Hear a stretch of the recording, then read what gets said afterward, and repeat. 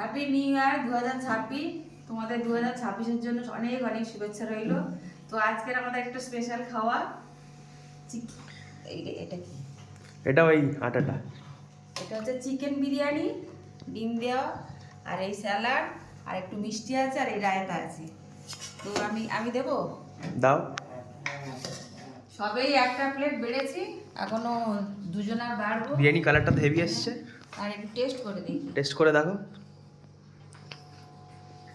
কিরকম।